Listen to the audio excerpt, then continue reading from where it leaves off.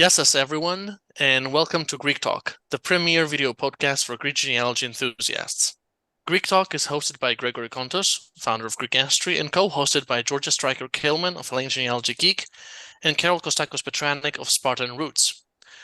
The good news we would like to share with you today is that Greek Ancestry has embarked on one more pro bono project and is currently digitizing the student registers of the University of Athens from the foundation of the university in 1837 through the 1930s.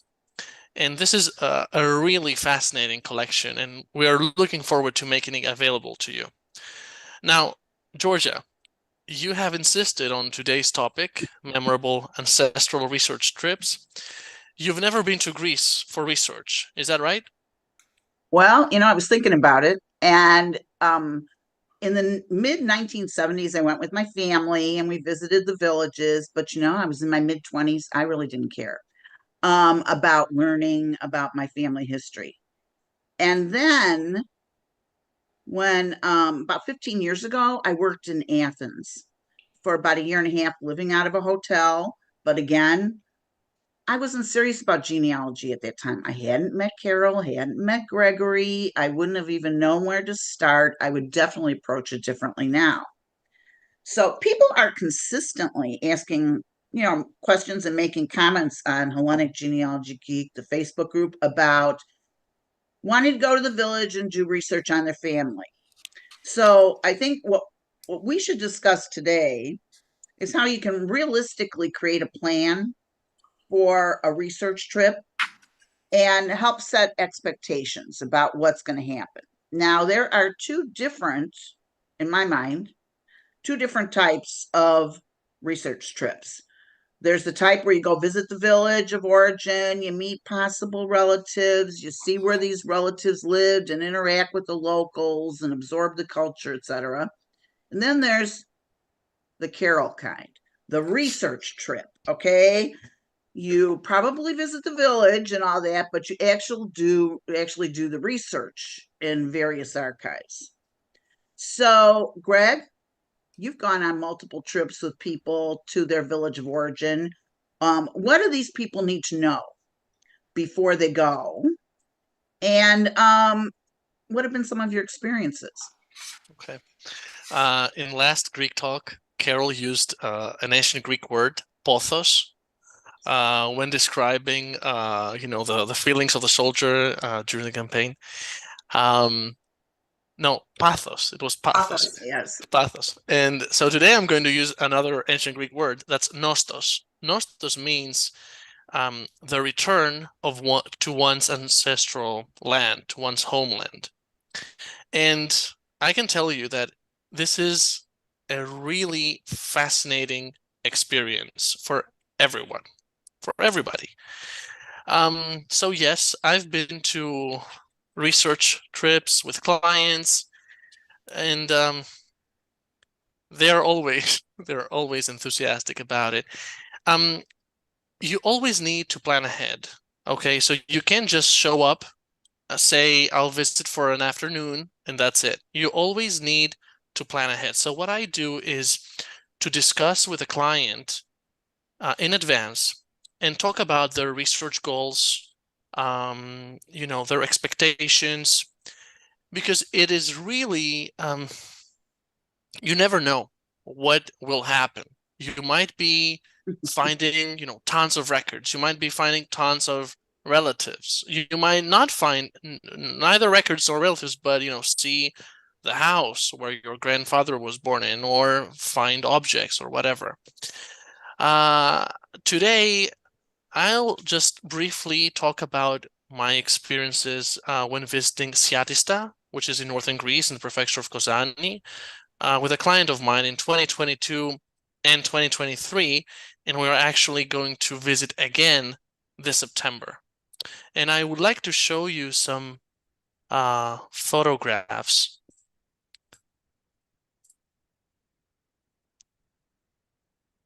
It will take a while.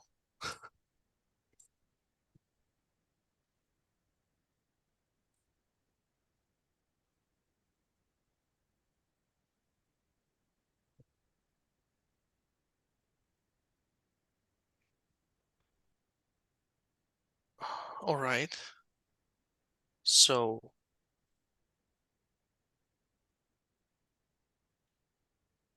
what we did this time, 2023, we had already found lots of information and we had already built the trees to some extent. So this time we printed the family trees before visiting Siatista, and we went there with the trees and we were able to show the trees to people, which is always a great idea. And Carol, I think she will mention that as well later. When you visit a Greek village, you will always meet those very cute grannies. Yeah, yeah. And I've become friends with many of them over the years. What is really interesting is that these people have stories to tell you, stories that you might have never heard of, but also by, looking at them and talking with them, meeting them, eating with them, you get uh, a more profound, a more in-depth idea of what life is like in Greek villages, and then you can imagine what it would be like for your ancestors.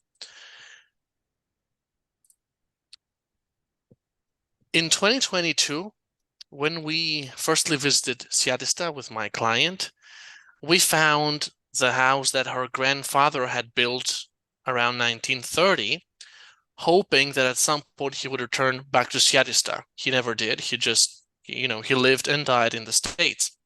But we found the house and there are some new owners there and they let us in, we took photos of the house and the client happened to have this photograph on the right, which is from, let's say the foundation of the house, the first day, the works were completed. And what was really cool was that the current owners had this padlock, which was part of the older house, the older building, which is in the back of the one you see. And they offered this to my client. So you can believe, the how excited we were to get this object in our hands. Sometimes you also need to be a bit risky. In this case, we had to walk down this. How do you call it? Do you call this a trapdoor? It was on the floor, so you had to go down, and there were spiders. It was dirty, but still, it was worth it. You can see on the right, some things that we found there. These are all objects, tools used by farmers in Greece and by shepherds. So these objects could easily have been used by the client's grandfather or in the generations before. And even if they were not used by them specifically, this is exactly what they would use. Technology back then was not changing, not rapidly. So, we went down to the basement of this house and, you see all these objects that you can reconstruct those people's daily lives. And there's also this icon here, which was really beautiful and really special in its like art-wise. And what I love about research trips is you visit the place, you meet the people, you find some records, you find objects, blah, blah, blah. You do your research. But you also get an understanding of the area, of life there. You see the landscape. So with this client, we drove up to this mountain that you see here. And this is exactly where her grandfather and great-grandfather and before, this is where they would take their flocks for grazing. And being there, feeling the ground, the air, the smells of the plants and all that stuff, it was really a very unique part of this experience. In my opinion, I don't know about the client, but in my opinion, this was the greatest finding, you know, apart from genealogy and all that stuff, feeling the area, understanding where they came from. And I think, yeah, I think these were the images I had to show.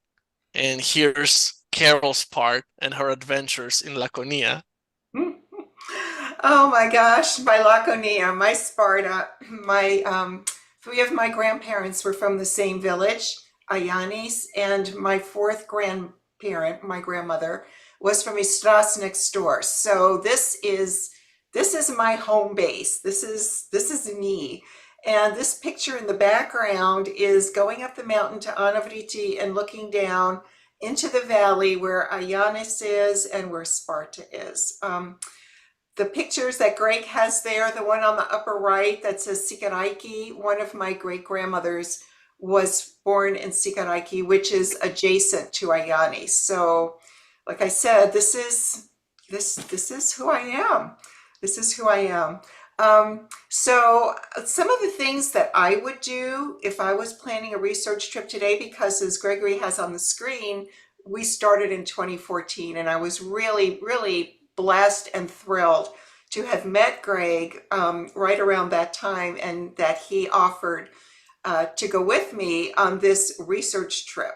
So on the left are two of my cousins. The one in the light blue is Ioana Kostakos, and the other one is her neighbor across the street, Papayanakos Evgenia, who is on my mother's side. So one of these women is on my father's side, one's on my mother's side, both from Ayanis, and there is Greg. Bless Greg, because my Greek is really, really bad. And by Greg coming with me, he was able to interview and talk with the people and get the stories and some of the background for these families. If I had gone by myself without Greg or someone else who could help interpret for me, it would have been just a lot of smiles and nods and a lot of eating glika, but not much. I wouldn't have learned much. So that was just a phenomenal trip. And here's Greg and me in front of the Demarchian, or the the town hall in the square in Sparta. That's one of my favorite pictures. I just love that picture. So this was 2014. How did I prepare back then? I consulted with Greg.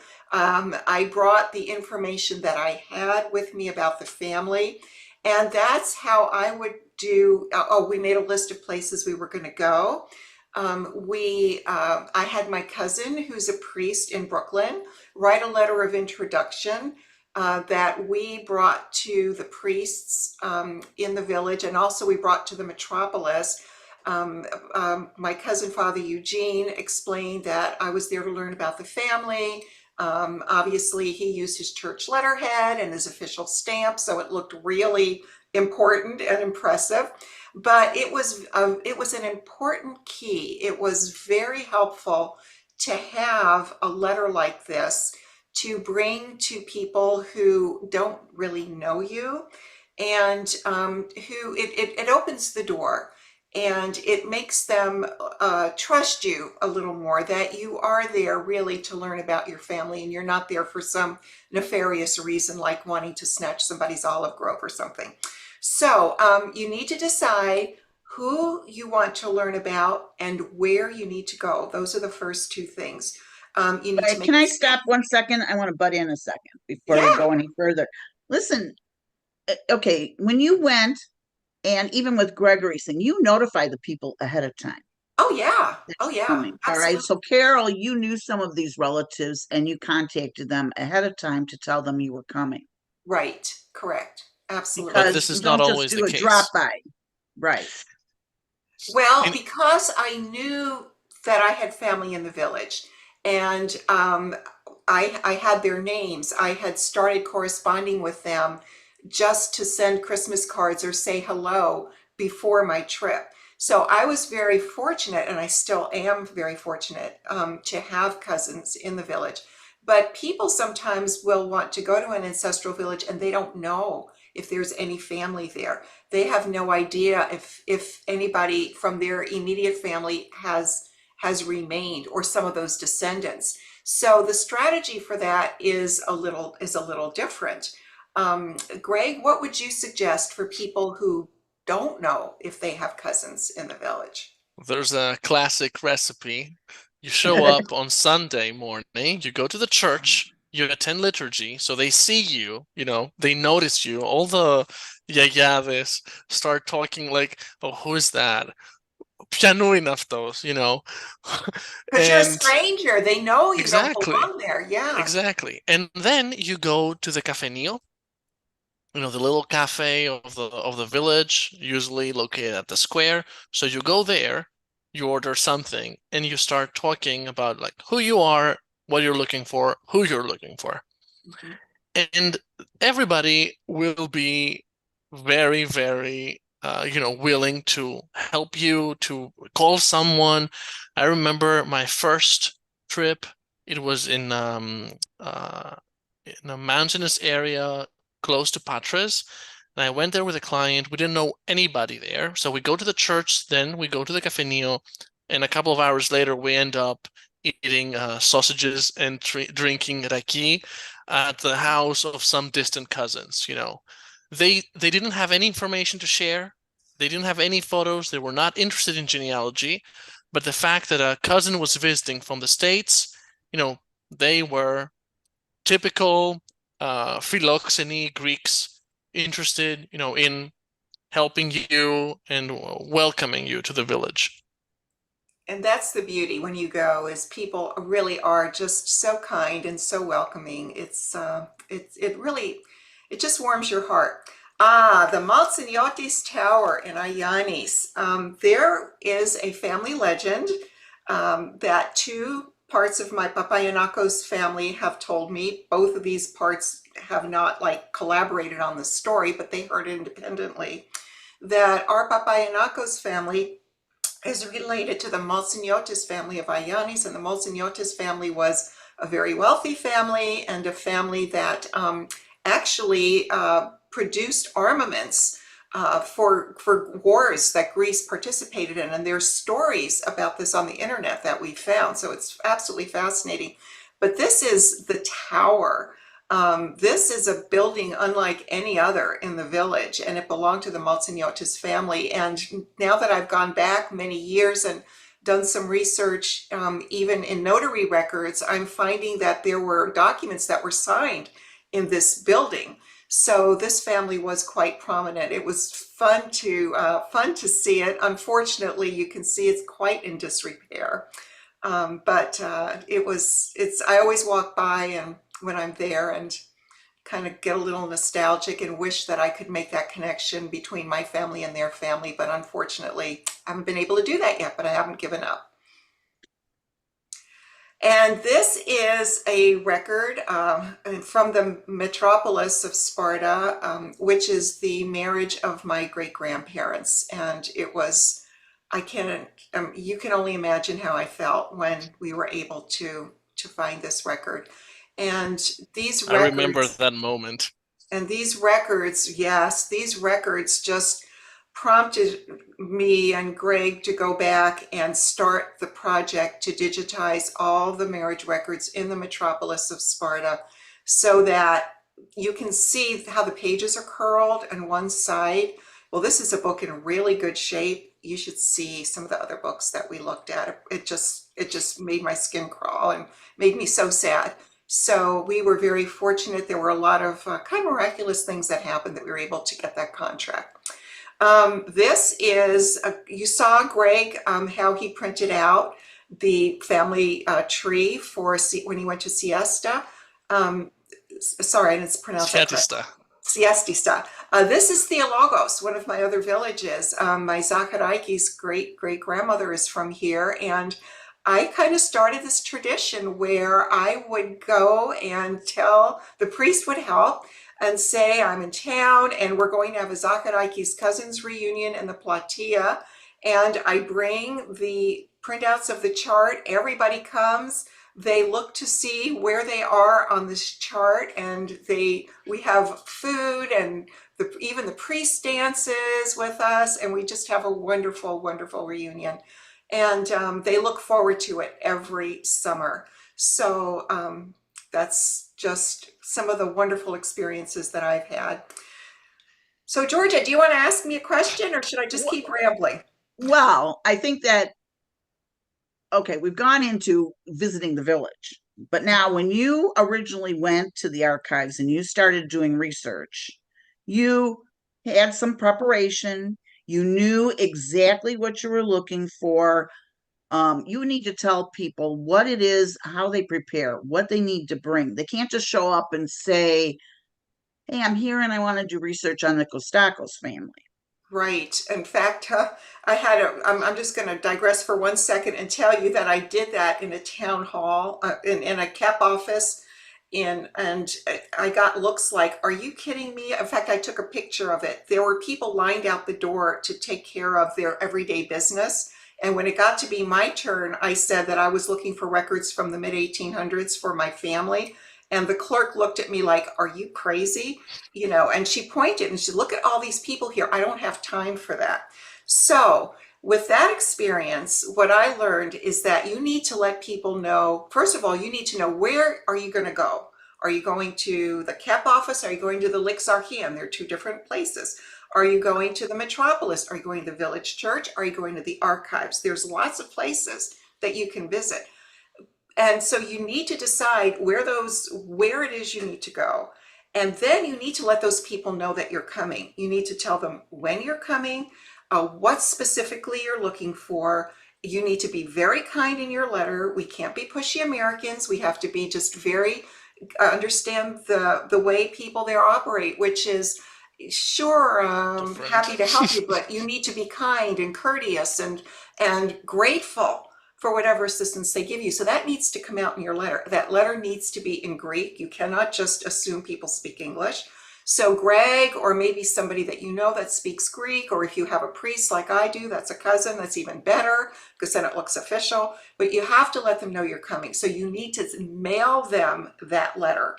In an actual letter, not by email. Actual letter. Okay. An actual letter. I for the priests, an actual letter. For places that have emails, you can send an email.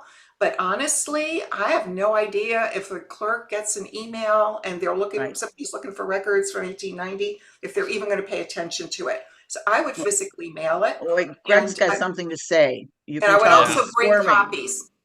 Yeah. No, honestly, I would. So when I do this with clients, I prefer to do all the research on my own before we visit.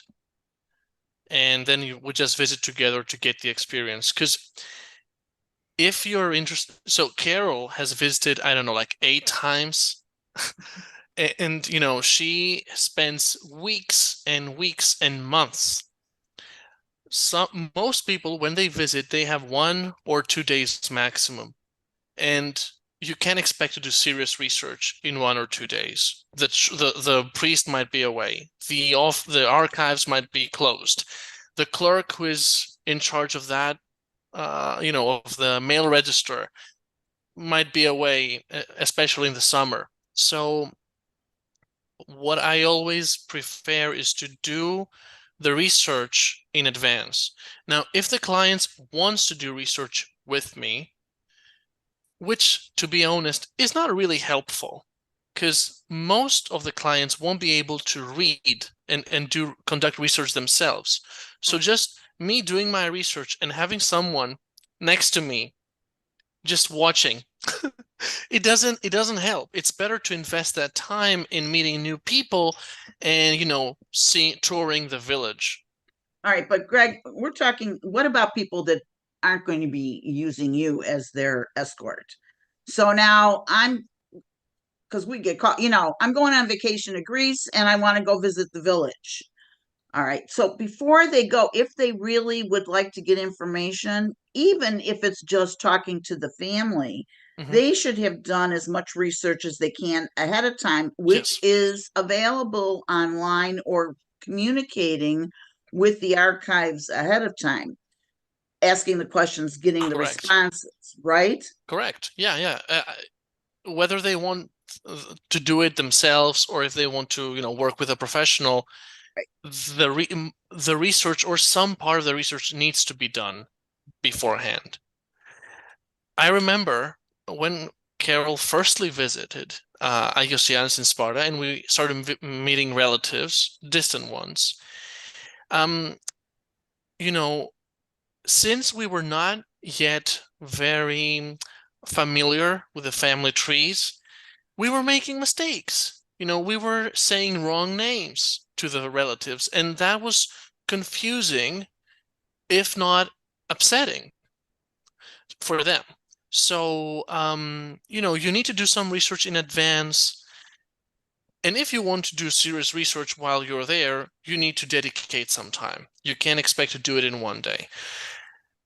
I think the thing to bring out also, Greg, was when we started in 2014, that was 10 years ago, there was nothing There was nothing that you online. could do in Right. advance like you can now. I mean, the best you could do is write to the municipality or the archives Right. and the metropolis. And I had done all that.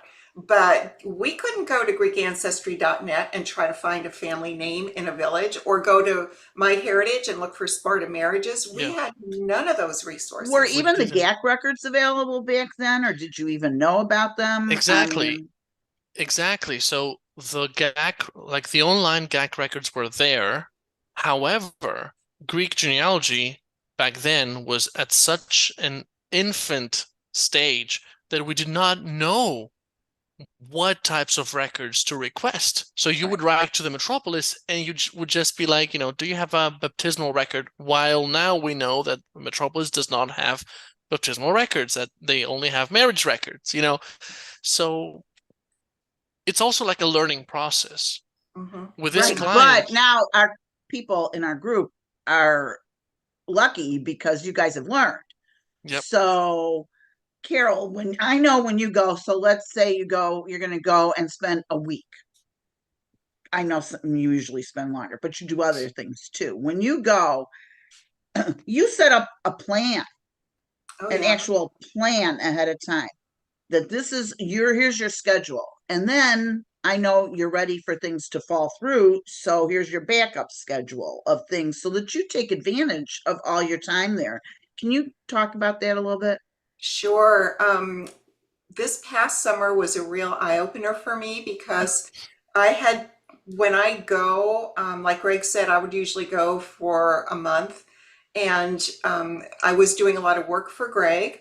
We were doing digitization. And then in my off time, or I'd sneak an afternoon or morning here or there, I go down to the archive office and I know the people there now and they know me. And I would ask for books or records and they'd bring them out and I write down names and take pictures. It was phenomenal.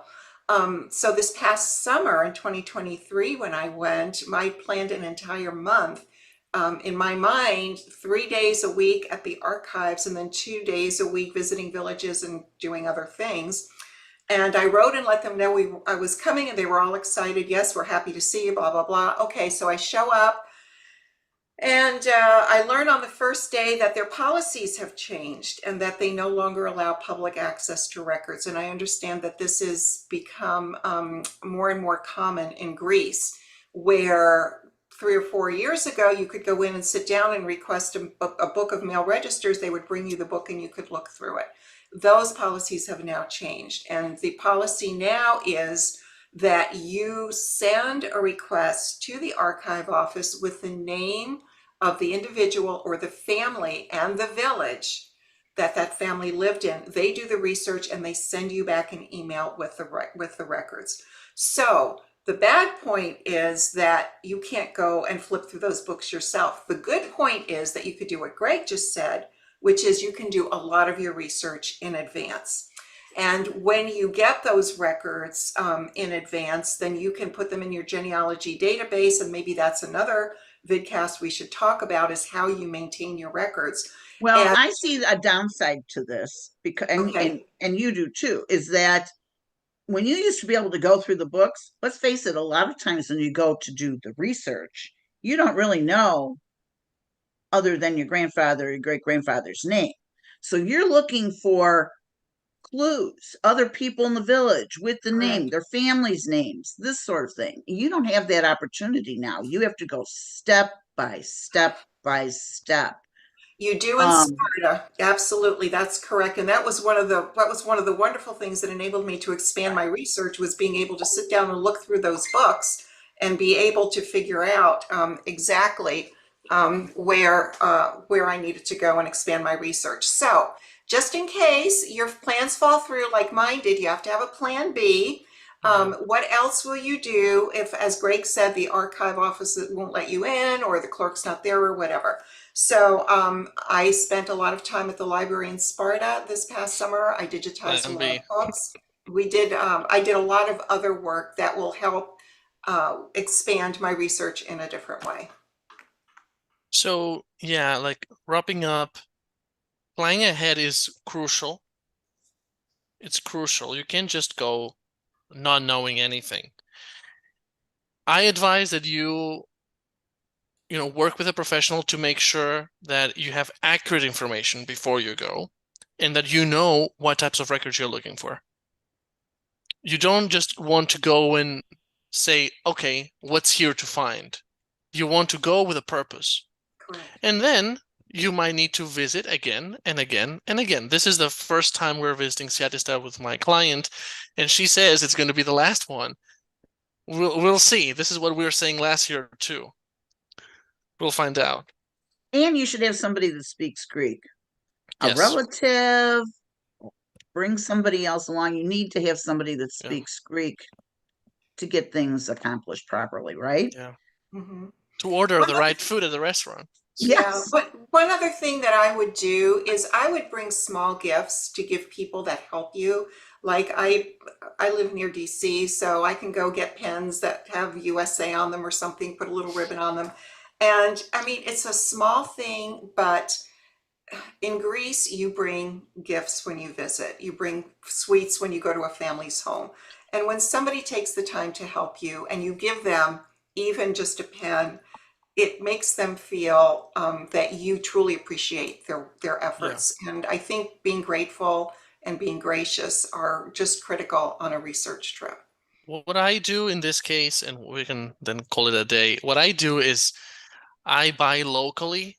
So Mhm. when we visited Seattle, for instance, we visited the local winery and we bought bottles of wine. And on our last day, we gave wine to all the people who had helped us. And that was really generous. And, they appreciated it a lot. And you also support the local economy instead of Good point. buying Chinese USA pens. Good point. Excellent point. All right. So thank you everybody for listening, and we'll be back again with another Greek talk in 2 weeks from now. Well, Till and wait a then, minute. I think people, if they have any further questions, can definitely just go on our group yes, on Facebook and ask questions or contact Gregory or Carol or I directly. Because this was just a real overview of right. things. So if you want, We could do a second Greek talk about ancestral trips. If there is interest, we can certainly do that.